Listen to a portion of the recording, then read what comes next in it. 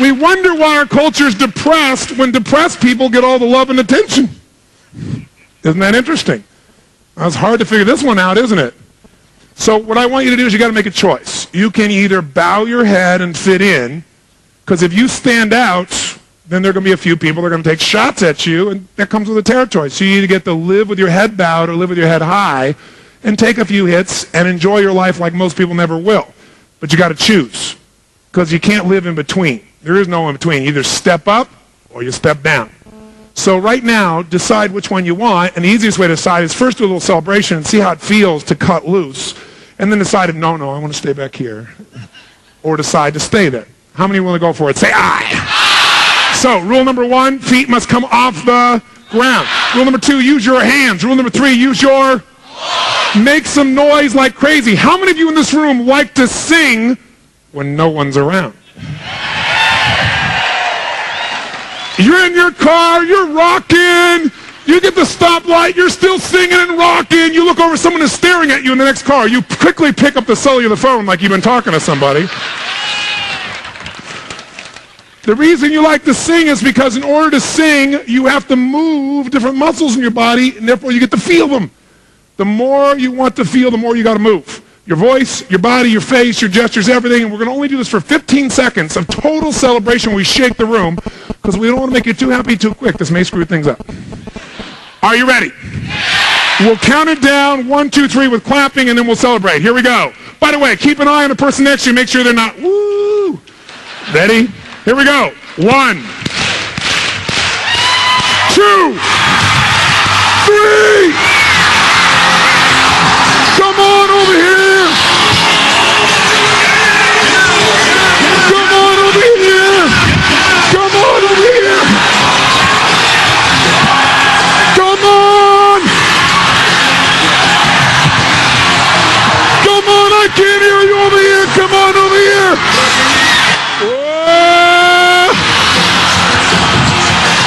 Very nice. Give yourselves a hand, ladies and gentlemen. Give a high five from the person next to you and grab a seat feeling good. Grab a seat.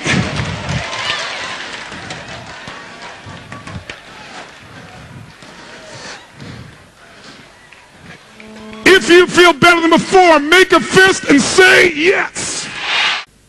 There are 3 reasons why anybody feels anything. I'm going to show them to you in a moment.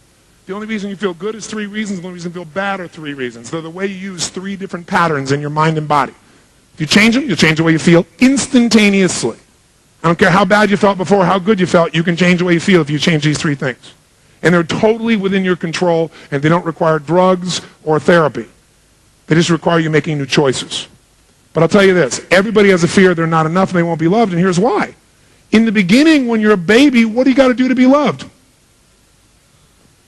Cry? What else? Anything you do, you'll be loved. You poop, they go, oh, poo-poo, yellow poo-poo, oh, I still love you, baby, poo-poo. Isn't that true? You vomit all over somebody, oh, baby, it's okay, baby, love you, baby, yeah, love you, baby. Doesn't matter what you do. You crap, you vomit, you fart. Try that stuff when you're 50 and see if it works real well.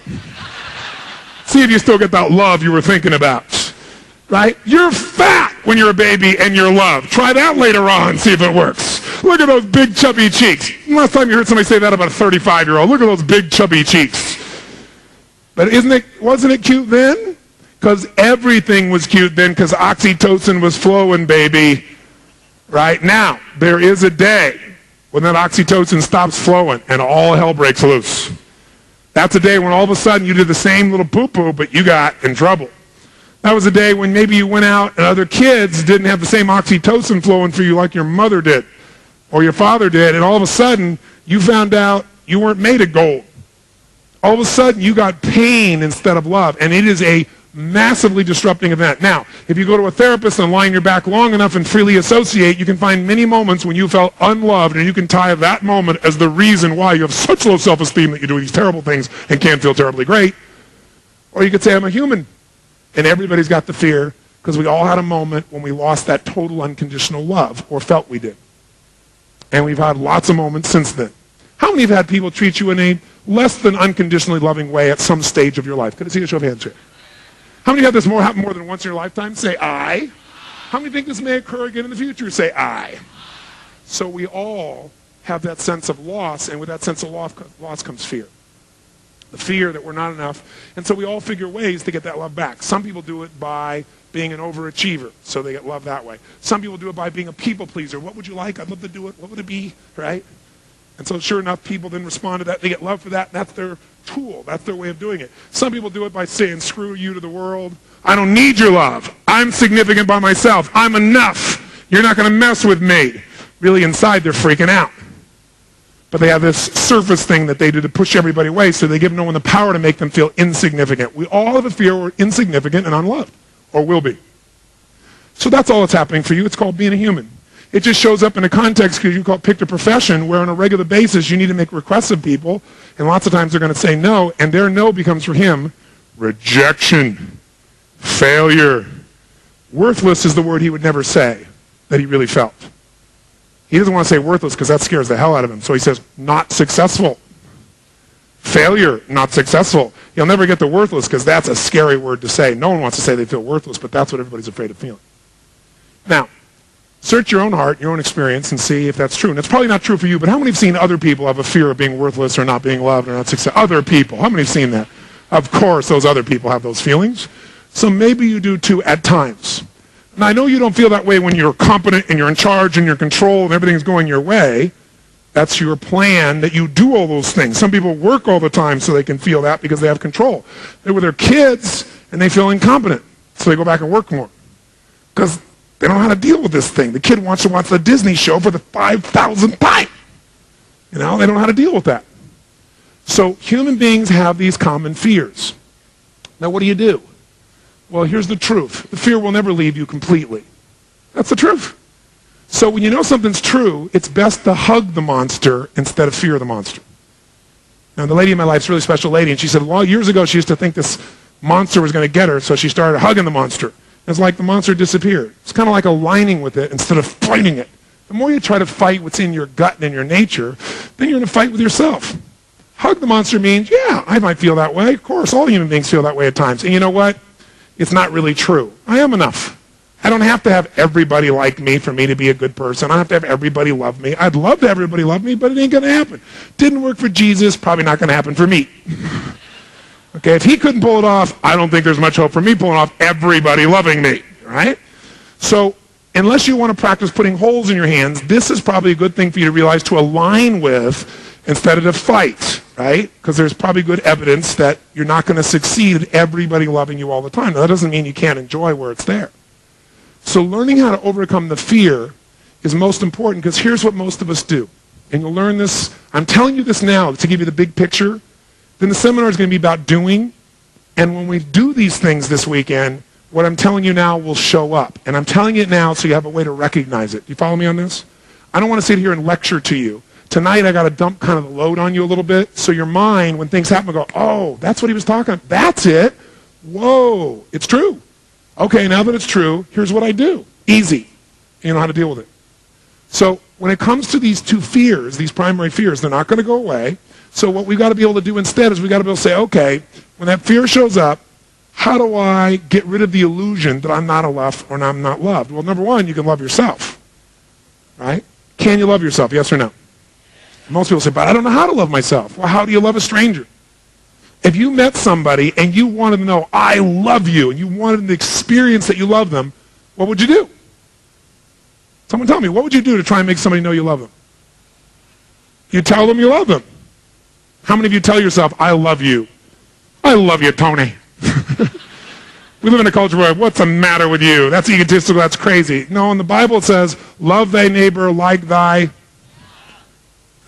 Interesting. That implies that you love yourself first. And we all know intellectually, whatever you believe religiously doesn't matter, whether you believe in the Bible or anything else, we all know that if you don't love yourself, you got nothing to give anybody else. You can't give somebody what you don't have. So you tell them, how else would you let somebody know you love them? What else would you do? Take them sailing. Okay, that would probably work for you too then, wouldn't it? You'd spend time with them, wouldn't you? Most of us spend the least amount of time with ourselves than anybody today, in terms of real quality time. What else would you do? Do things to themselves. Kiss yourself. Right? And And in our culture, it's weird, but you know what's interesting? We do all these things for other people. Do something for them. Offer things, create things. We don't do that for ourselves. You don't love yourself because you don't believe you love yourself because you don't do the things that you do for other people that you love. You do the same things that you do for other people, or even similar things, you'll feel similar feelings.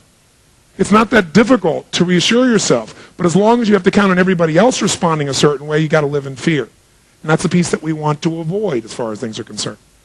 Now, he's telling me that he has a human fear, and what he's got to do is get around it. The way he gets around it is he builds himself up, and he builds himself up by changing what things mean. As long as you say no to me, it means I have failed and I'm rejected. I'm going to have a hard time putting myself out there because that's putting out my deepest fear on earth. But if I change what your no means to me, which do we have that power, yes or no? Then if it means to me you just said, no, it's not the right time for you, or I didn't present this effectively enough today, whatever I make up something else, then with a different meaning, it feels totally different. You see, whatever we feel for only 3 reasons. 3 reasons. You might want to jot them down. I call them the triad. Whatever you feel it for 3 reasons. There are 3 patterns within your body. Whatever you're doing with these 3 patterns right now determines what you're feeling right now as you sit in this chair. The first pattern is a pattern of physiology. Physiology. Physiology is a fancy word for how you use your physical body. Now, if you're happy, you're using your body one way. If you're depressed, you're using it another. There is a specific physiology to every emotion you're going to feel, and you're going to see it this weekend. Second thing that determines how you feel in a moment is the pattern of language that you use. Do the words we select change the way we feel, yes or no? If I come along to you right now, and I look to you and I say, John, you're mistaken. How does it feel if someone says you're mistaken? What if I said, John, you're wrong? Does that change a little bit for some of you? What if I said, John, you're lying? Now, just by changing one word, can we change the way it feels to you in your biochemistry, yes or no? Yes. Now, the words you choose or select when you communicate to other people have a biochemical effect, but the words you choose to say to yourself have an even more powerful effect. Now, I'm not talking about positive self-talk where you go, I'm good enough, I'm smart enough, and by golly, people like me. No, I'm not talking about one of those Saturday Night Live specials, no. I'm talking about the significant words that you consistently use in your vocabulary that condition the way you feel on a daily basis. How many of you have ever listened to a speaker, even maybe somebody historic, maybe even a Martin Luther King or John F. Kennedy, or someone who the way they spoke, the words they spoke, impacted you emotionally? How many have had this experience in your life? Say, I. The speaker that affects you the most is you. And most of us have no clue of the language patterns we're using. It's not just positive self-talk. It's the actual words. Some words have a deeper meaning than others. The word failure for this man may not have the same impact as the word failure does for you, but for him, that means worthless. You follow that? That's a word that will ignite him and make his nervous system so tight that he can't say anything or can't put himself out there, or sets a goal and says, I'm going to do it, and takes 2 steps forward and then 3 steps back. And he can't figure out why, because he's got that word in his vocabulary. And anytime that word shows up, his body goes to a certain state. When his body goes there, those words show up. You're going to see they're tied together. So there are words, I call it transformational vocabulary, TV for short. I say watch your TV, watch the vocabulary you use, because certain words are going to ignite different emotions in you than others. And they're different for everybody. You got to find out which words trigger you. We have certain phrases that we say again and again and again that hypnotize us. I call them incantations. They're patterns of language. An incantation is like not a word, but a sentence you say again and again and again. And as you say it, with such certainty, you begin to believe it, and it's true for you. How many of you have ever had the experience, for example, of, let's say someone says to you when you're a kid or as an adult, they say, could you go get me the salt? And you say, I don't know where the salt is. Because you don't know at that moment. Or you don't want to get up. And they say, get me the salt, it's in the kitchen. You go, but I don't know where the salt is. They say, give me the salt. I don't know where the salt is. You give me the salt. Fine. I don't know where the salt is. I don't know where the salt is. I don't know where the damn salt is. You open the cupboard, you look around, you really do look. I can't find the salt. They say it's on the 2nd shelf. I don't know where the salt is. I don't know where the salt is. It's not here. The person walks right in front of you, reaches right in front of your face, and they go, what is this? How many have ever had an experience like this? Say, I. Now, did your eyes see the salt? Yes or no? Yes, your eyes saw it, but your brain did not let you perceive it because it didn't want to turn you into a liar to yourself. When you say, I can't find it, I can't find it, I can't find it, I can't find it, the brain goes, okay, we're not going to turn you into an idiot, so you can't find it. Do you follow me on this? You hypnotize yourself. People say this to me all the time, I don't know what it is, I just can't get this, I just can't get this, I just can't change this, I can't change this. Why do you think I can't change it? Well, maybe because you just said that damn phrase 22 times in a row with total intensity. In psychology, we call this a scotoma, a blind spot, where literally you are blinded to what's right in front of you because of your incantations. Most psychologists don't know where it comes from. It comes from incantations, language patterns that you say again and again until you believe it. Now, by the way, could you say positive incantations that would put you in a positive state? Yes or no? Now, the difference between an incantation and an affirmation is this. You can affirm, I'm happy, I'm happy, I'm happy, I'm happy. But you won't feel happy because that's an affirmation. Affirmation without discipline is the beginning of delusion. Affirmation without physiology will never do anything. So if you say, I'm happy, what makes it an incantation, you say, I'm so happy. If you put your body there, your voice and your body must be absolutely congruent. You must speak aloud, and you must engage your body. So it's physiology and language. You guys follow the difference here? Not just words. You can say something 5,000 times in your head, but if you aren't congruent, meaning your body doesn't communicate with intensity the same message as the words, it will not convince your nervous system.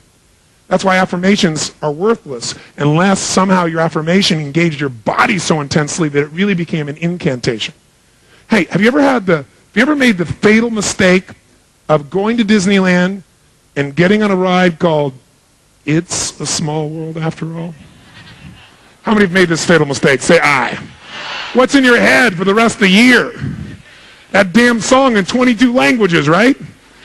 That's an incantation because it's got so much energy to it. Now, the third thing that determines how we feel is the pattern of focus/belief, because they attach to each other.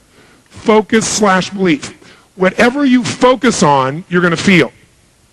Whatever you focus on, you're going to feel. Now, what do I mean by that? Well, I'll give you an example. How many of you have a memory in your life of some experience that's so painful that if you were to focus in on enough right now, you could feel it all over again and feel like hell all over again? How many got something like that? Say aye. How many of you have more than one? How many got a whole menu of shit you could pull from back there? Say aye. Some people say, why go to my past? My present is shitty enough. Other people are not happy with that. They make up stuff that hasn't happened that may never happen and feel bad about it in advance. Real smart. But here's what's true. Whatever you focus on, you're going to feel. Whether it's true or not doesn't matter. Because focus equals reality to the individual. Focus equals reality to the individual, even though it's not reality in actuality. I'll say that again. Whatever you focus on, you're going to feel. Whether it's true or not doesn't matter, because it's going to be true to you. Whatever you focus on will be true to you. Focus equals reality to the individual, even though it's not reality in actuality. Whatever you focus on, you feel. Have you ever had this happen? You thought somebody did something horrible to really screw you over, and you got so angry at them, and later on you found out you were dead wrong, and they didn't do anything? How many have had this happen? Say aye. But when you focused on it, it made you mad, didn't it? And maybe even behaved in a way that wasn't very elegant. It's all because what you focus on, you feel. So remember, just because you see it, just because you believe it, doesn't mean it's true. It just means you're focusing on it. Because whatever we focus on, as soon as we focus on it, we tend to attach a belief to what we focus on. We tend to attach a meaning. So he focuses on the person said no. This person said no to me, and the meaning for him, the belief is, that means they've rejected me. The most successful people in sales, by the way, are people that don't see any no as rejection. They just see it as they don't have enough information, or it's not the right time, or I need a new approach. And so they don't have any personal hurt. It doesn't bring up their primary fear, even though they're experiencing the same thing called no. Because the meaning for them is not I'm worthless, right, or I'm not enough, or I won't be loved. The meaning for them is, oh, we're just not there yet, or this isn't the right time. That little shift in language and meaning and physiology completely changes the experience. How many follow this? Say I.